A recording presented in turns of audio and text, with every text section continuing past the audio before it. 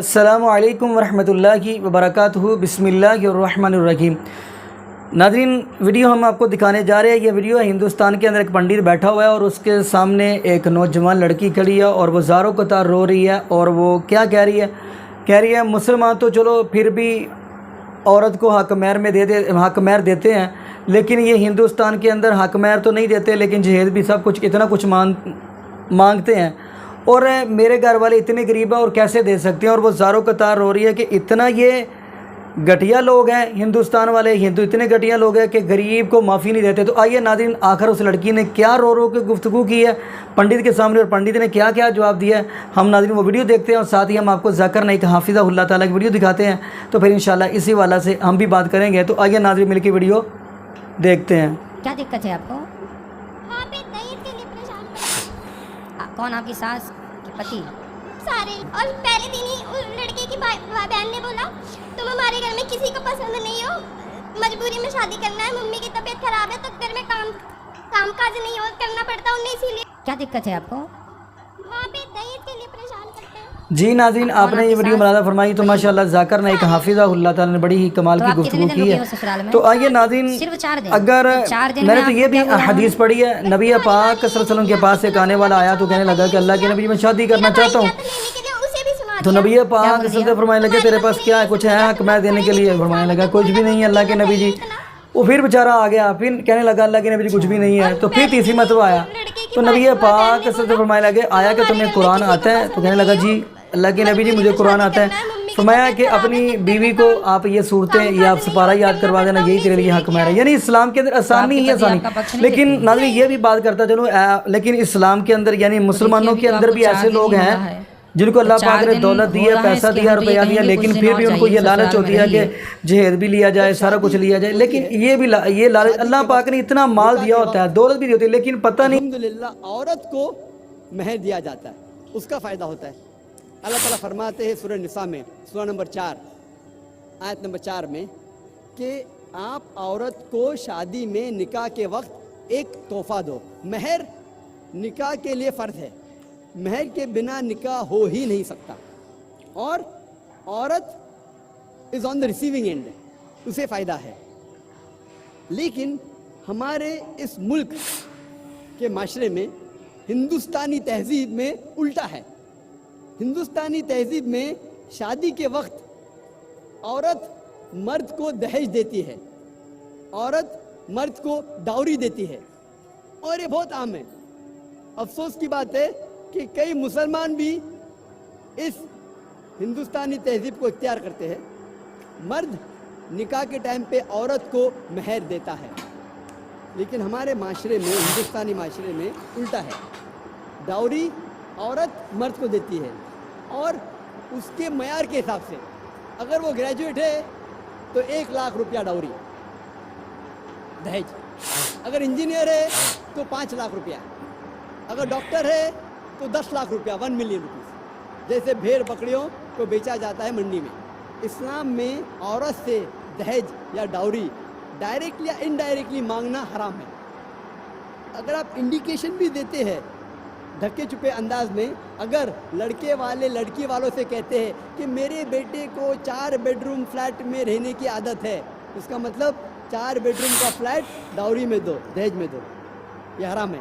یا کوئی کہے کہ میرے بیٹے کو مرسیڈیز کار میں گھومنے کی عادت ہے، یعنی انڈائریکٹلی دھکے چھپے انداز میں آپ کہہ رہے ہیں کہ مجھے مرسیڈیز کار چاہیے دہیج میں۔ ڈائریکٹلی انڈائریکٹلی دہیج عورت سے مانگنا اسلام میں حرام ہے۔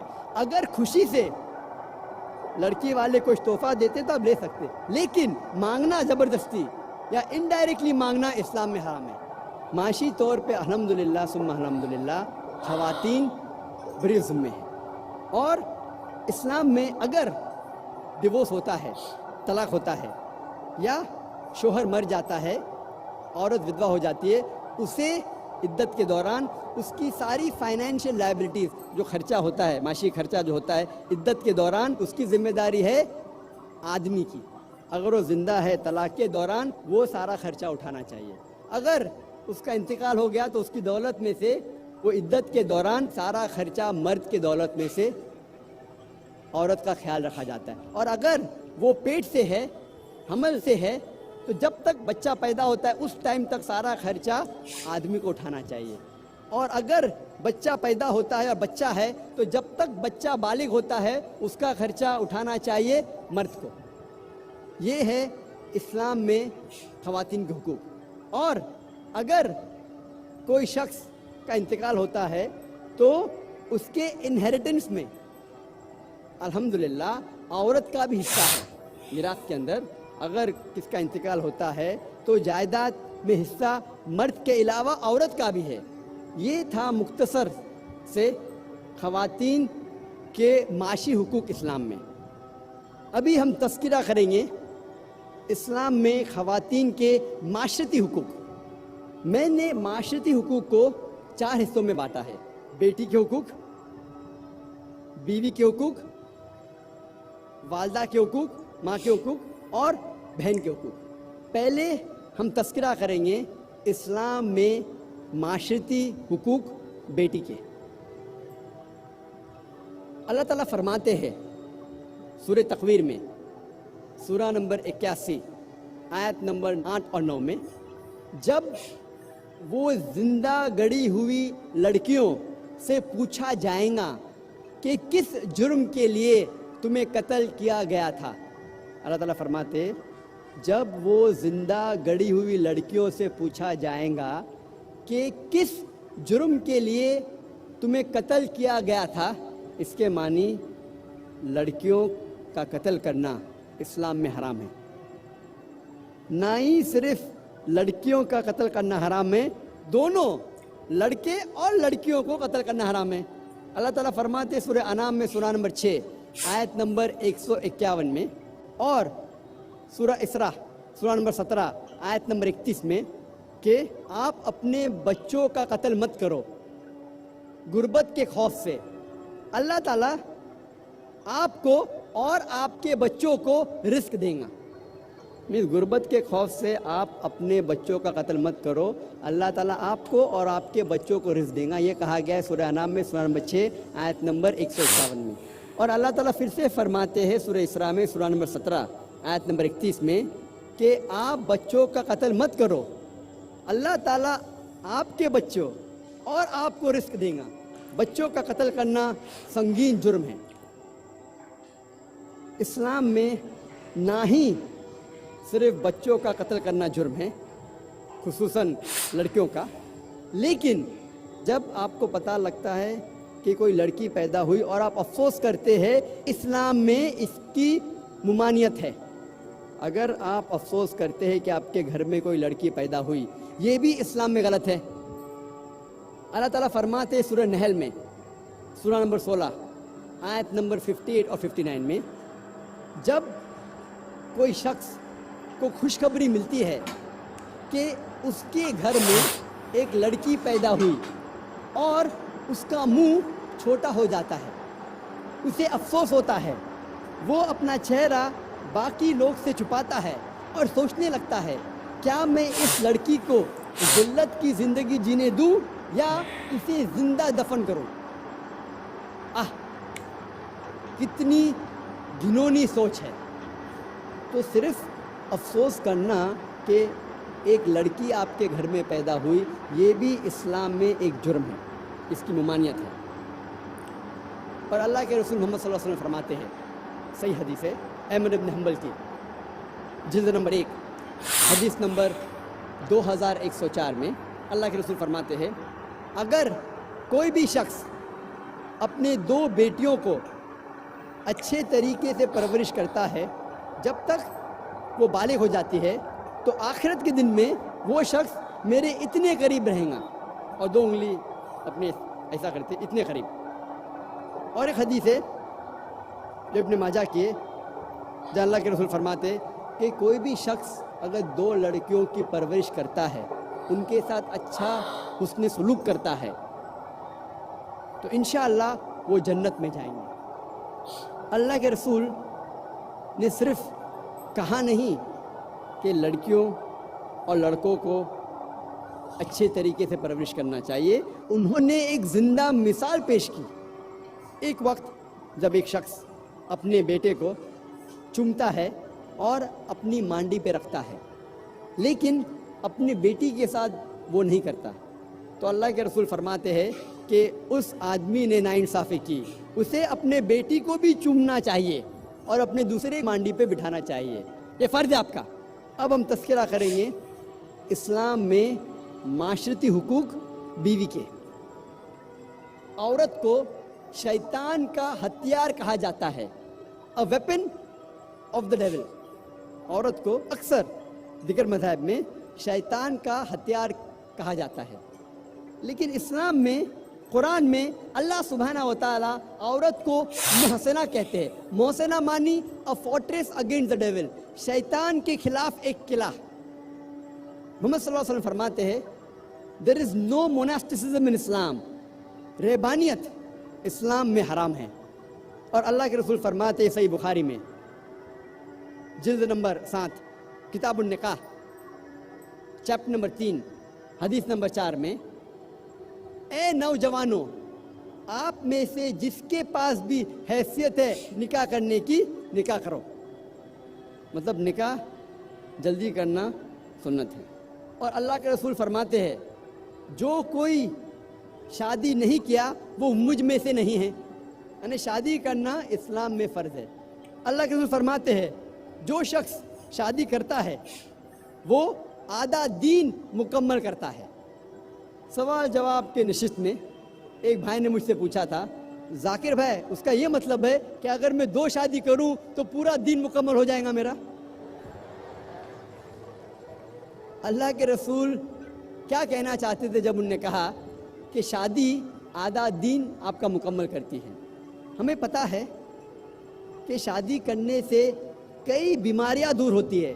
आज के माशरे की बीमारी, मिसाल के तौर पे ज़िना, फॉर्निकेशन, फहाशी, प्रोमिस्किटी, होमोसेक्सुअलिटी, शादी करने से ये आदि बीमारी माशरे की दूर हो जाती है। अगर आप शादी करेंगे तभी आप शोहर या बीवी हो सकते, शादी करने के बाद ही आप वालिद या वालदा हो सकते, जो अहम जिम्मेदारी है। इसीलिए अगर आप शादी करते, चाहे 1 करो या 2 करो, आपका आधा दिन मुकम्मल होता है। अल्लाह सुब्हानहू व तआला फरमाते हैं, कहते हैं कि निकाह एक मिसाक है, एक सीक्रेट कॉवेनेंट है, एक पाक अहदनामा है। और अल्लाह फरमाते हैं सूरह रूम में, सूरा नंबर 30 आयत नंबर 21 में, अल्लाह ने अपने निशानियों में से तुम्हारे लिए तुम्हारी बीवी बनाई है ताकि आप उनके साथ सुकून से रह सको और आप दोनों के दरमियान प्यार और मोहब्बत डाला है अल्लाह ताला ने। और अल्लाह ताला फरमाते सूरह निसा में सूरा नंबर 4 आयत नंबर 19 में कि औरतों को ज़बरदस्ती इख्तियार मत करो। मतलब शादी के लिए, निकाह होने के लिए दोनों की इजाज़त ज़रूरी है, मर्द की भी औरत की भी। दूल्हा और दुल्हन दोनों की इजाज़त ज़रूरी है निकाह होने के लिए। और एक हदीस में मोहम्मद सल्लल्लाहु अलैहि वसल्लम फरमाते, सही बुखारी की जिल्द नंबर 7 किताबुन निकाह बाब नंबर 43 हदीस नंबर 69 69, एक औरत जिसका नाम था खनसा खादिम अंसारिया, वो मोहम्मद सल्लल्लाहु अलैहि वसल्लम के पास आती है और कहती है कि मेरे वालिद ने मेरे मर्ज़ी के ख़िलाफ़ मेरी शादी एक आदमी से की जिसे मैं पसंद नहीं करती। और अल्लाह के रसूल ने, मोहम्मद सल्लल्लाहु अलैहि वसल्लम ने निकाह फ़स्ख़ किया, ही नलिफाइड द मैरिज। इसका ज़िक्र अहमद इब्न हंबल में भी है।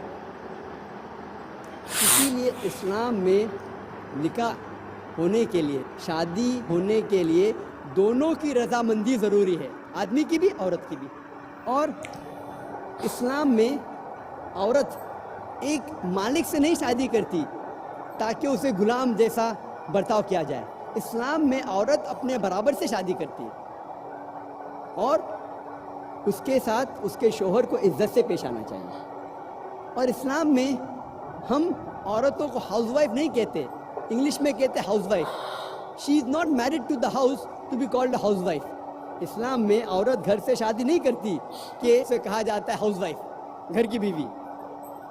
इन Islam we prefer calling her homemaker. वो घर को बनाती है, वो घर की जीनत है. सही लफ्ज़ है home maker, not house wife. और इस्लाम में अल्लाह ताला फरमाते हैं कुरान मजीद में सूरह बकरा में सूरा नंबर 2 आयत नंबर 228 में कि औरतों के हुकूक वैसे ही है जैसे मर्द के है, लेकिन मर्द का एक दर्जा ऊंचा है. ये आयत के 3-4 अल्फाज को अक्सर लोग गलत लेते हैं और कहते हैं कुरान में लिखा है कि आदमी का दर्जा ऊंचा है, और कहते अर्रिजालु कव्वामुन अलन निसा. अल्लाह कहता है कि आदमी औरत से ऊंचा है, ऊपर है.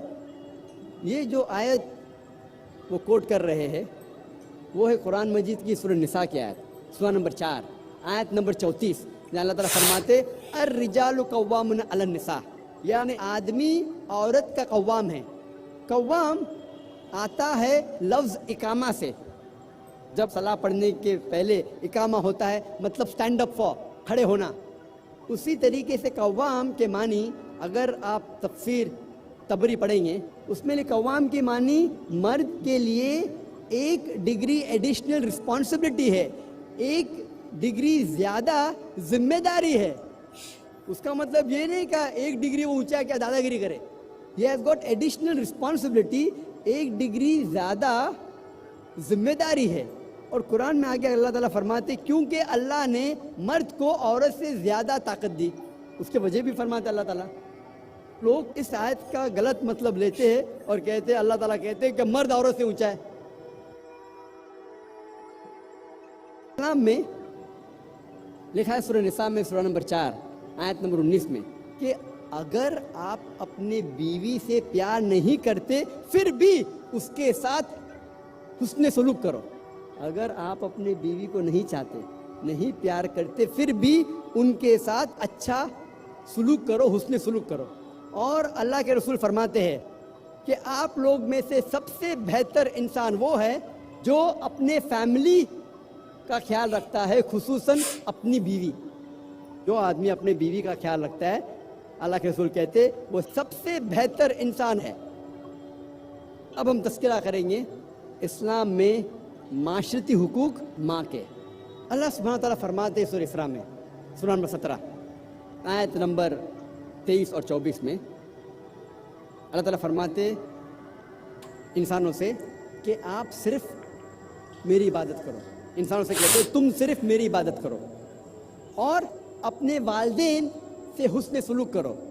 अगर दोनों में से कोई भी एक या दोनों ज़ईफ़ हो जाए, उनको उफ तक मत कहो, ना ही उनको झिड़को, लेकिन उनके साथ इज्जत से पेश आओ और उनके साथ हुस्न सलूक करो. और अल्लाह ताला से दुआ करो कि ए रब आप इनके ऊपर रहमत फरमाओ जिस तरीके से उन्होंने मेरा ख्याल रखा बचपन में.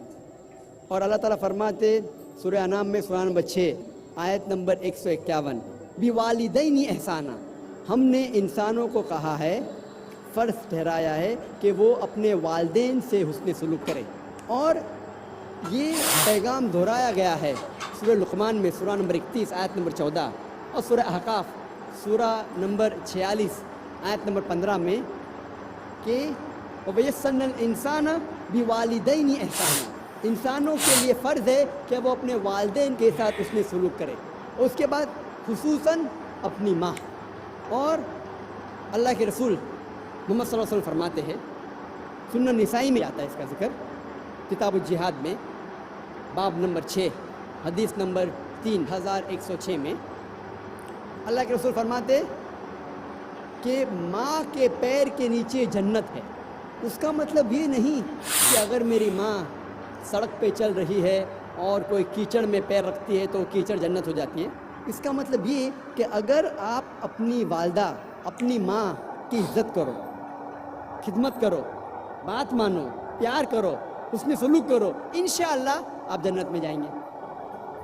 अल्लाह के रसूल फरमाते हैं, कहा गया है सही बुखारी में जिल्द नंबर 8 किताब अदब बाब नंबर 2 हदीस नंबर 2 में एक शख्स अल्लाह के रसूल के पास आते हैं और पूछते हैं कि सारी दुनिया में सबसे ज़्यादा हुस्न सलूक के लायक कौन है? अल्लाह के रसूल फरमाते तुम्हारी माँ। वो शख्स पूछता है उसके बाद कौन? अल्लाह के रसूल फिर से फरमाते तुम्हारी माँ। वो शख्स पूछता है उसके बाद कौन? फिर से अल्लाह के रसूल फरमाते तुम्हारी माँ। उसके बाद कौन? फिर चौथी बार अल्लाह के रसूल कहते हैं तुम्हारा बाप। इसका मतलब 75% हुस्न सलूक के लायक है माँ, 25% बाप, 3/4 हिस्सा हुस्न सलूक का जाता है माँ को, 1/4 हिस्सा जाता है बाप को।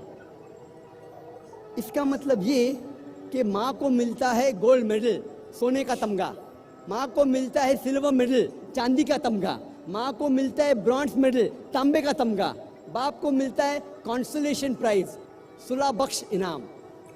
ये हमारे आखिरी नबी, आखिरी रसूल मोहम्मद सल्लल्लाहु अलैहि वसल्लम का कहना है कि वालिदा ज़्यादा हकदार है हुस्न सलूक के।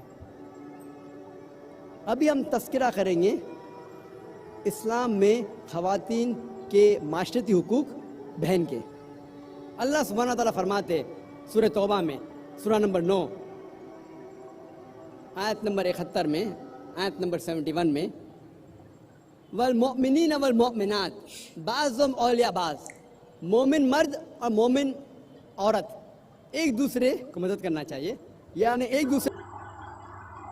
जी नाज़रीन, आपने ये वीडियो मुलाज़ा फरमाई तो माशाअल्लाह ज़ाकर ने एक हाफिज़हुल्लाह ताला ने बड़ी ही कमाल की गुफ्तगू की है। तो आइए नाज़रीन, अगर मैंने तो ये भी हदीस पढ़ी है, नबी पाक सल्लल्लाहु अलैहि वसल्लम के पास एक आने वाला आया तो कहने लगा कि अल्लाह के नबी मैं शादी करना चाहता हूँ। तो नबी पाक सल्लल्लाहु अलैहि वसल्लम फरमाने लगे तेरे पास क्या है, कुछ है हक मैं देने के लिए? फरमाने लगा कुछ भी नहीं है अल्लाह के नबी जी। वो फिर बेचारा आ गया, फिर कहने लगा अल्लाह के नबी जी कुछ भी नहीं है। तो फिर तीसरी मरतबा आया तो नबी पाक सल्लल्लाहु अलैहि वसल्लम फरमाने लगे आया कि तुम्हें कुरान आता है? तो कहने लगा जी अल्लाह के नबी जी मुझे कुरान आता है। फरमाया कि अपनी बीवी को आप ये सूरतें या आप सपारा याद करवा देना, यही तेरे लिए हक मेरा। यानी इस्लाम के अंदर आसानी ही आसानी। लेकिन नाज़रीन ये भी बात करता चलो, लेकिन इस्लाम के अंदर यानी मुसलमानों के अंदर भी ऐसे लोग हैं जिनको अल्लाह पाक ने दौलत दी है, पैसा दिया, रुपया दिया, लेकिन फिर भी उनको ये लालच होती है कि जहेज भी लिया जाए, सारा कुछ लिया जाए। लेकिन ये लालच, अल्लाह पाक ने इतना माल दिया होता है, दौलत भी दी होती है, लेकिन पता नहीं इन लोगों की ये हिरस क्यों नहीं जाती, इन लोगों की ये लालच क्यों नहीं जाती। आया कि कल क़यामत वाले दिन अगर ये चीज़ पूछ ली गई कि गरीब की लड़की बैठी हुई है और आपने जहेज़ का सवाल किया, आपने इन सोना क्या कुछ इनका सवाल किया, वो गाड़ी बैठी रही है, तो आप उस वक्त रब की अदालत में क्या जवाब देंगे? तो नाज़रीन मैं यहाँ पे ये भी दुआ करता चलूँ अल्लाह पाक हमारे मुसलमानों को भी कुरान हदीस के मुताबिक चलने की तौफीक दे दे और अल्लाह पाक इनको गरीबों के हाल पर रहम करने की तौफीक दे दे। और ये भी दुआ करें अल्लाह पाक हमें ज़िंदा रखे तो इस्लाम पे, मौत दे तो ईमान पे। जज़ाकुमुल्लाहु खैरा, अहसन जज़ा। अस्सलामु अलैकुम व रहमतुल्लाहि व बरकातुहू।